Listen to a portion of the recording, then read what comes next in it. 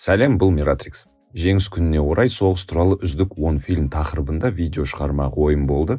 Соғыс туралы түрлі елдерде, түрлі жанрларда түсірілген фильмдер өте көп. Бұл тақырып қаншалықты ауыр болғанмен әрдайым киномайталмандардың рефлексия жасайтын жақсы құралы болып табылады. Чарли Чаплиннен Стивен Спилбергке, Роман Поланскийден Тайка Вайтитиге дейін 80 жылдың ішінде көптеген мықты кино түсірілген еді. Бірақ солардың ішінде мен үшін ерекше көрінетін бір фильм бар екен. Оны сол ондықты тізбектеген кезде түсіндім. Ол 1997 жылы шыққан «Өмір керемет» атты туынды. Сол туралы бүгін айтып бергім келді. Кейбір фильмдер жылауға мәжбүрлейді, басқалары шабыт береді. Ал бір фильм бар, алдымен күлдіреді, сосын жүректі жаралайды, соңында соған қарамастан үміт сыйлайды. Роберто Бенини түсірген «Өмір керемет» фильмі дәл осындай туынды. 1997 жылы бұл кино әлемді таң қалдырды. Холокост пен комедияны қосып, шынайы өнер туындысына айналдырды десек болады. Фильмнің атауының өзі бір үміт сыйлайтындай. Роберто Бенинидің айтуы бойынша бұл атауды Лев Толстойдың өсиетінен алған екен. Онда «Өмір керемет» болашақ ұрпақ оны зұлымдықтан, езгіден, зорлық-зомбылықтан тазартып, ләззат алсын деген жолдар бар екен. Сол өсиетті Роберто фильмінде орындамақ болғандай. «Өмір керемет» екі түрлі реңктегі бөлімнен тұрады. Бірінші бөлігі ертегі романтикалық фарс десек болады. Бенинидің өзі сомдайтын Гвидо көңілді даяшы, арманы бар жігіт, бай отбасыдан шыққан мұғалім Дораға ғашық болады. Мұнда комедиялық сахналар көп, жеңіл абсурд бар және итальяндық сергектік басым болып көрінеді. Барлығы махаббат үшін. Дораны Робертоның әйелі Николетта Браски сомдады. Екеуінің арасындағы химия ерекше. Екеуі керемет махаббатты көрсете алды, және сол екеуінің арқасында фильмнің сюжетіне батасың да кетесің. Бірақ бір уақытта бұл сюжеттік арка аяқталады да фильмнің реңі қатты өзгереді. Екінші бөлімде сілкініс болады кәдімгідей. Гвидо, әйелі және кішкентай ұлы Жозуэ концлагерьге түседі. Енді Гвидо баласын шындықтың сұмдығынан қорғау үшін бәрін ойын деп түсіндіреді.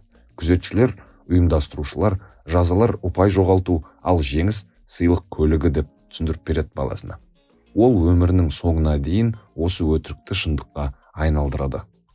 Фильмнің шеберлігі оның ракурсында.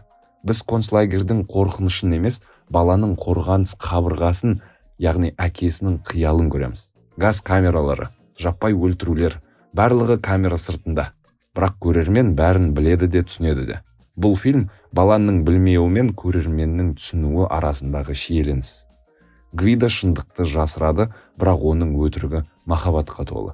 Бұл тәсіл соғысты нақты қырынан емес, рухани күрес арқылы көрсету ерекше шешім. Бұл жеңіл қарау емес, трагедияны эстетикалық әрі адамгершілікпен жеткізу тәсілі. Фильмдегі комедия көңіл көтеру құралы емес, бұл қорған, бұл адамды қор қылмауға бағытталған қарсылық. Гвидо күлкімен қиял арқылы баласына әлемдегі ізгілікті сақтап қалуға тырысады. Ол Шахерезада іспеттес. Әрбір сөз арқылы өлімге қарсы тұрады. Мұндағы комедия күлу емес, жылап жібермеудің амалы деп айтуға да болатын шығар. Фильм шыққанда Бениниді сөккендер де көп болды. Мұндай ауыр тақырыпқа күлуге бола ма екен? Біраз туыстарын жоғалтқан адамдарды ренжітетін кино деген пікірлер көп еді. Дегенмен Роберто комедия жанрын инструмент ретінде қолданып, жылатып, жүректі езіп жібере алатын фильм жасай алды. Бұл тәсілді комедияға жатып алған отандық киномайталмандарда қолданысқа алса деген бір арманы бар негізі. Бенинидің өзі тек режиссер емес, өзі сомдаған кейіпкерінің жаны. Оның образы Чарли Чаплиннің мұрагері сияқты. Чаплинде кезінде «Ұлы диктатор» деген фильм түсірген еді. Ол туралы оң жақ бұрыштағы сілтемеден біле аласыздар. Алайда Чаплиннің фильмі фюрерді кекетумен әлек болса, «Өмір кереметте» әзілдің астарында қайғы мен ерлік жатыр. Фильмнің өзегі соғыс емес отбасы, зұлымдық емес махаббат. Дора, еврей болмаса да, отбасынан ажырамау үшін өзі концлагерьге барады. Гвидо баласын қорғамақ болып, өмірінің соңына дейін ойынды жалғастырады. Бұл тарихи драма емес, жалпы адамзаттық аңыз. «Өмір керемет» қараңғылықтың өзінде үміт сәулесін жағатындар жайлы кино. Ондай адамдар барда адамгершілік жоғалмайды. Жоғарыда айтқанымдай, фильм шыққаннан кейін түрлі пікірлер айтылды. Кейбір сыншылар Бенини комедия мен холокосты жеңілдетіп жіберді деп жазғырды. Алайда уақыт дәлелдеді. Бұл фильм құрбандарға емес, адам рухына арналған. Қаралы үндеулермен қатар енді жылы да үмітті әңгіме пайда болды. Туындыны ешкім түсінбей, ол тарих қойынында қалып қойды деп ойламаңыздар. Өмір керемет 3 Оскар сыйлығын жеңіп алды. Оның ішінде Бенини үздік актер атанды. Оған қоса Бафта сыйлығы мен жақсы касса жиналды. Роберто Бенини Италия қаһарманына айналды десек болады сол кезде. Ал фильмнің өзі жақсылыққа сенудің символына айналды. Содан кейін Вайтитидің Қоян Джоджо сияқты жобалар шықты, бірақ Бенини туындысының тереңдігі мен шынайылығын ешкім қайталай алмады. Өмір керемет ұмытылмас кино. Себебі ол тек трагедияны көрсетпейді, үмітті де сыйлайды. Бұл соғыс жайлы емес, өмір жайлы кино. Бұл күлкінің, махаббаттың, ардың жеңісі деп түсінуге болады бұл фильмді. Бенини бізге мынаны жеткізді.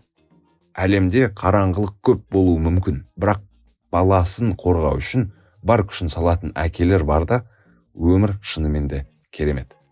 Басқа айтарым жоқ, келесі көріскенше жақсы кино көріңіздер.